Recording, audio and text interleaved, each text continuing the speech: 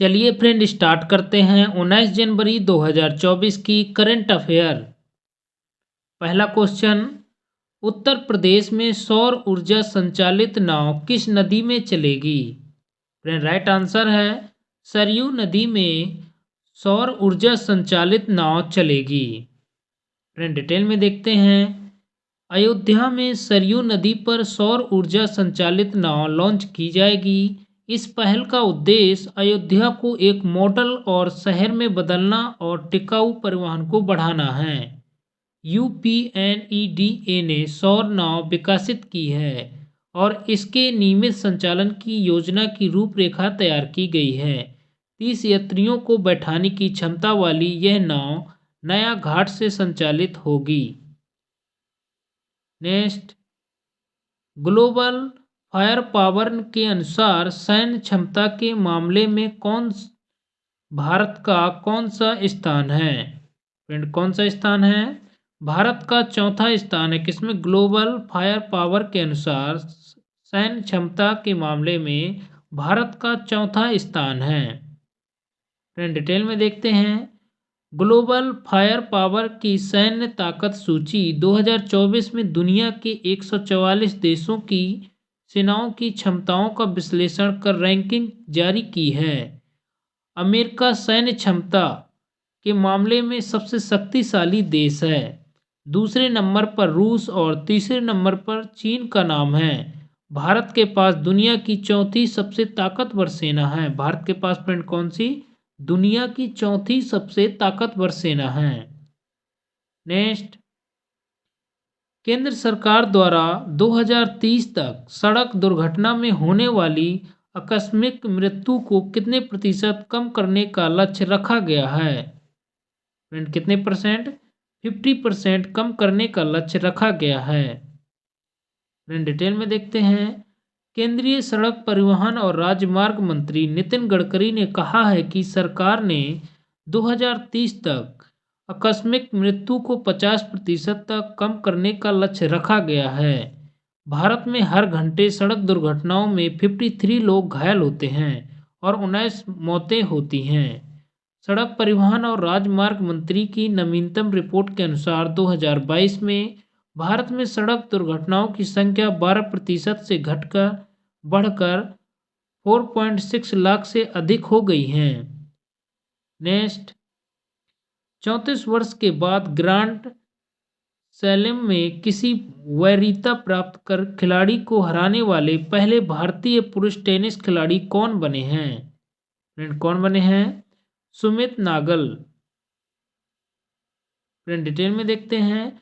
भारत के टेनिस खिलाड़ी सुमित नागल 34 वर्ष में ग्रांड स्लैम में किसी वरीयता प्राप्त खिलाड़ी को हराने वाले पहले भारतीय पुरुष बन गए हैं।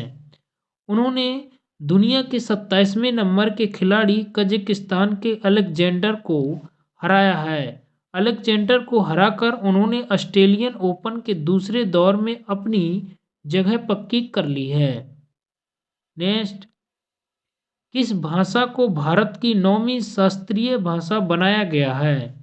फ्रेंड किस भाषा को?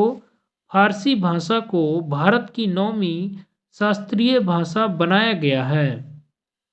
फ्रेंड डिटेल में देखते हैं। विदेश मंत्री एस जयशंकर ने घोषणा की है कि भारत सरकार ने नई शिक्षा नीति के तहत फारसी को भारत की 9वीं शास्त्रीय भाषाओं में से एक रूप में शामिल किया गया है।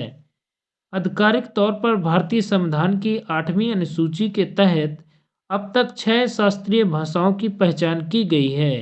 भारत की राष्ट्रीय शिक्षा नीति 2020 के अनुसार फारसी साहित्य, पाली और प्राकृतिक को संरक्षित किया जाना चाहिए। फ्रेंड इंपॉर्टेंट पॉइंट देखते हैं। भारत की शास्त्रीय भाषाएं कितनी हैं? भारत की कुल शास्त्रीय भाषाएं 6 हैं। 2004 में तमिल पहली शास्त्रीय भाषा थी। 2014 में ओडिया को शास्त्रीय भाषा के रूप में शामिल किया गया था। 6 शास्त्रीय भाषाएं कौन कौन सी अपनी? तमिल, संस्कृत, कन्नड़, तेलुगु, मलयालम और उड़िया। नेक्स्ट, 9वां भारत अंतर्राष्ट्रीय विज्ञान महोत्सव 2023 का आयोजन कहाँ शुरू हुआ है? फ्रेंड कहाँ पर शुरू हुआ है?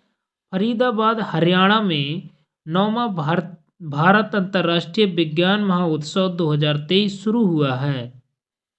फ्रेंड डिटेल में देखते हैं। भारत अंतर्राष्ट्रीय विज्ञान महोत्सव 2023 17 से 20 जनवरी 2024 तक फरीदाबाद हरियाणा में आयोजित किया जाएगा। थीम क्या है? अमृत काल में विज्ञान और प्रौद्योगिकी सार्वजनिक आउटरीच। उद्देश्य है फ्रेंड विज्ञान और प्रौद्योगिकी के क्षेत्रों में भारत की उपलब्धियों का सामना करना। ये भारत का सबसे बड़ा विज्ञान महोत्सव है। नेक्स्ट फ्रेंड हरियाणा के बारे में जानते हैं। हरियाणा राज्य की स्थापना 1 नवंबर 1966 को हुई थी। राजधानी चंडीगढ़। राज्यपाल बंडारू दत्तात्रेय। वर्तमान मुख्यमंत्री मनोहर लाल खट्टर। विधानसभा सीटें 90, राज्यसभा सीटें 5 और लोकसभा सीटें 10 हैं। नेक्स्ट ऑक्सफोर्ड के वैज्ञानिकों ने किस बीमारी के लिए CHADOX1 और निपाह बी वैक्सीन का मानव परीक्षण शुरू किया है? फ्रेंड किस बीमारी के लिए? निपाह वायरस बीमारी के लिए। नेक्स्ट मवेशियों का त्योहार कनुमा किस राज्य में मनाया गया है? फ्रेंड किस राज्य में? तेलंगाना राज्य में यह त्यौहार मनाया गया है। फ्रेंड डिटेल में देखते हैं। तेलंगाना में लोगों ने संक्रांति त्यौहार के तीसरे दिन मवेशियों का त्यौहार कनुमा मनाया गया है। यह आंध्र प्रदेश में भी मनाया जाता है। यह फसल उत्सव मकर संक्रांति के तीसरे दिन आता है। इस अवसर पर ग्रामीण लोग मवेशियों और कृषि उपकरणों की पूजा करते हैं। फ्रेंड तेलंगाना के बारे में जानते हैं। तेलंगाना की स्थापना 2 जून 2014 को हुई थी। राजधानी हैदराबाद। वर्तमान मुख्यमंत्री ए रेवंत रेड्डी। विधान परिषद की सीटें 40 हैं। विधानसभा की सीटें 119 और राज्यसभा की सीटें 7 और लोकसभा की सीटें 17 हैं। नेक्स्ट मदुरई जल्लीकट्टू स्टेडियम का उद्घाटन किस राज्य में किया जाएगा? फ्रेंड किस राज्य में किया जाएगा? तमिलनाडु राज्य में इस स्टेडियम का उद्घाटन किया जाएगा। फ्रेंड डिटेल में देखते हैं। तमिलनाडु के मुख्यमंत्री M.K. स्टालिन 23 जनवरी को नवनिर्मित मदुरई जल्लीकट्टू स्टेडियम का उद्घाटन करेंगे। इस स्टेडियम में बैठने की क्षमता 5000 से अधिक है। 44 करोड़ रुपए की लागत से इस स्टेडियम को बनाया गया है। नेक्स्ट भारत के नंबर 1 शतरंज खिलाड़ी कौन बने हैं? कौन बने हैं? रमेश बाबू भारत के नंबर 1 खिलाड़ी बने हैं। डिटेल में देखते हैं। चेन्नई के 18 वर्षीय शतरंज खिलाड़ी रमेश बाबू ने चीन के विश्व चैंपियन डिग लीरेन को हराकर विश्वनाथन आनंद से आगे निकल गए हैं। वह भारत के नंबर 1 शतरंज खिलाड़ी बन गए हैं। अंतर्राष्ट्रीय शतरंज संघ की शुरुआत 1924 में पेरिस से की गई थी। इसका मुख्यालय लुसाने यानी स्विट्जरलैंड में स्थित है। अगर फ्रेंड मेरा वीडियो आपको अच्छा लगा हो तो हमारे यूट्यूब चैनल को सब्सक्राइब कीजिए और अपने दोस्तों के साथ शेयर कीजिए। Thank you for watching my video.